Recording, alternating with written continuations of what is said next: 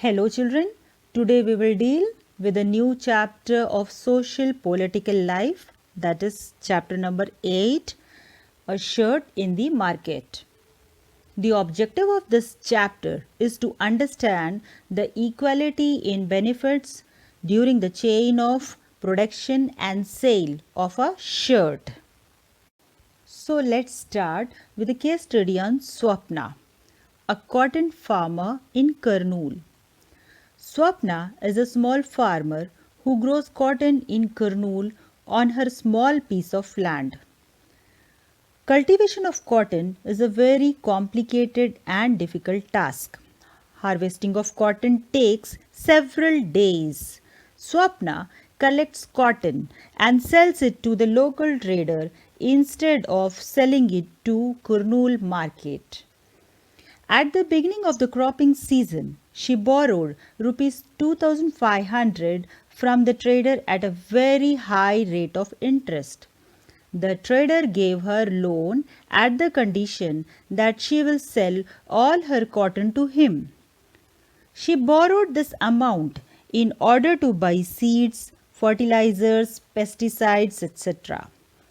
Cultivation of cotton needs high level of inputs such as fertilizers, pesticides, etc., which require farmers to spend a lot. Small farmers often borrow money to meet these expenses. The local traders are clever and powerful men.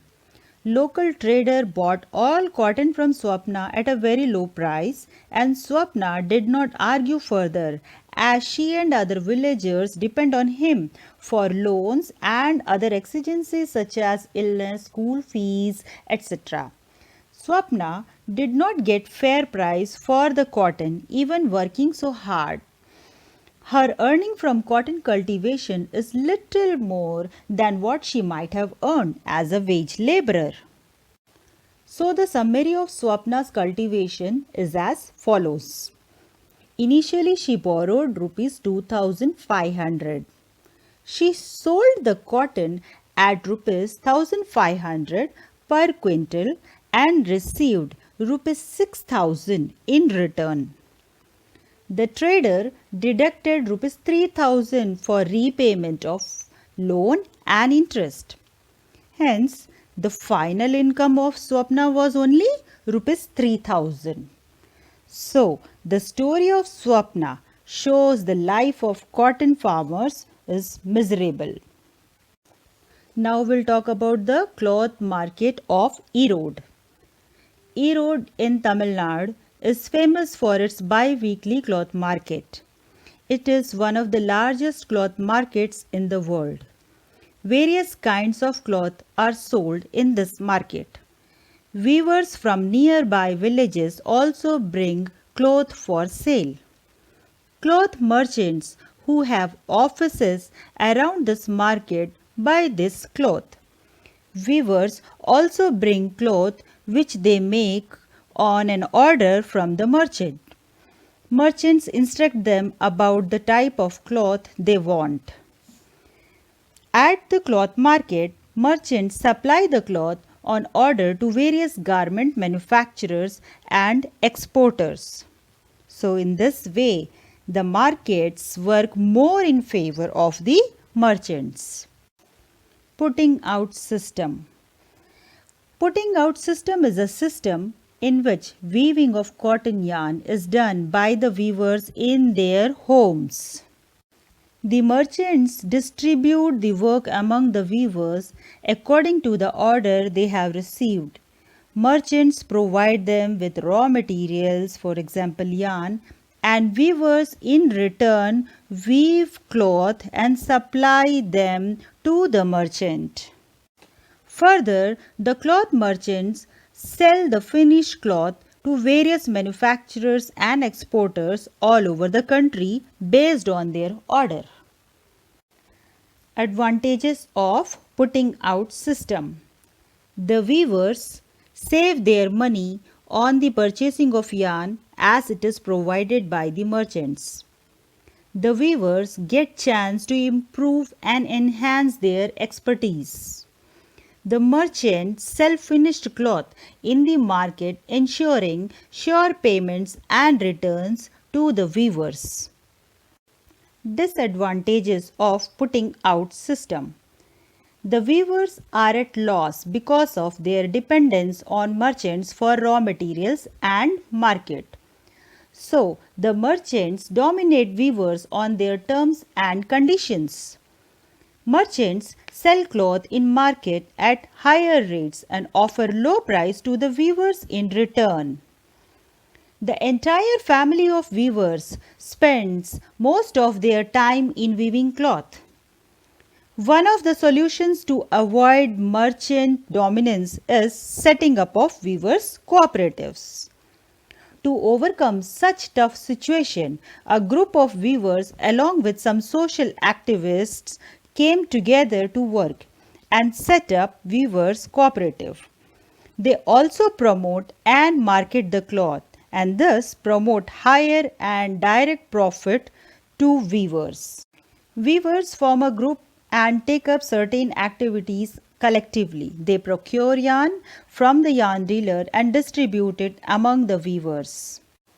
The government also plays a vital role in buying cloth from them, ensuring good and regular returns.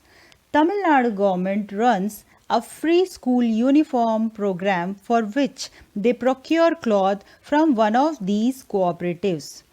Two such popular weavers cooperatives are Cooptex and Kairali. We will now get back to the production of chain to further understand the process of the conversion of cotton into a shirt which is sold in the supermarket. After the cloth is supplied by the weavers, the Erode merchant supplied cotton cloth to a garment exporting factory near Delhi, which is used to make shirts. These shirts are then exported to the foreign buyers. Foreign buyers include businessmen from US and Europe. They run a chain of stores on their own terms. They demand low prices, high standards of quality, and timely delivery from the supplier. No defects or delay is entertained by the buyers. So, the exporter puts in all his effort to fulfill the demands of foreign buyers. The pressure from buyers results in cutting costs by garment factories. Workers are forced to work maximum at lowest possible wages.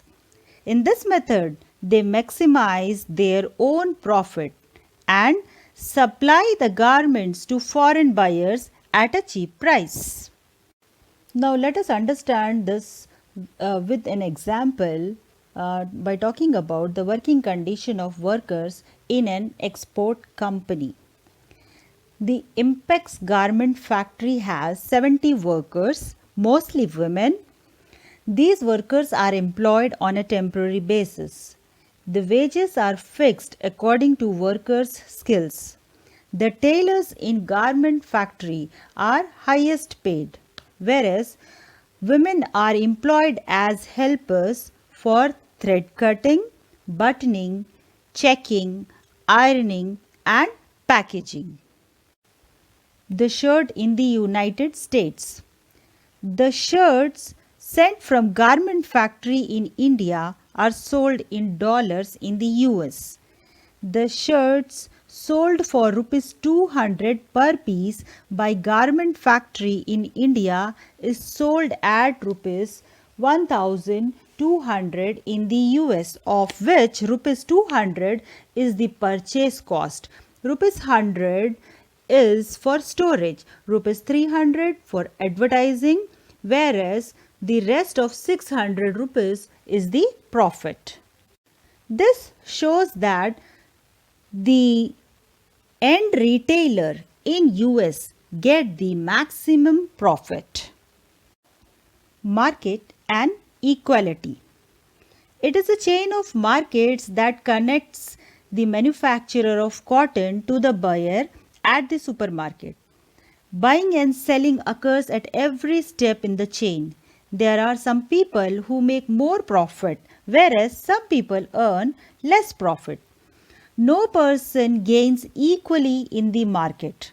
The foreign businessmen earn huge profits in the market, followed by the garment exporter, merchant, and traders. The small cotton farmer, weaver, and factory worker earn so little so that they can't even fulfill their day-to-day requirements. Government provides certain rules and guidelines for fair wage, but it is highly exceptional in reality. Market provides opportunities to work, but mostly it is the rich and the powerful who receives maximum benefit from the market. Rich and powerful includes people having money, large shops, land, holdings, etc. The poor are dependent on these people for loans, raw materials, marketing of goods, employments. It is a dependency which exploits them. Measures should be taken to reduce such exploitation. For example, cooperatives should be formed and it should be ensured that the laws are strictly enforced. So, with this, we have reached to the end of this chapter. In the next video, we will continue with a new chapter. Thank you.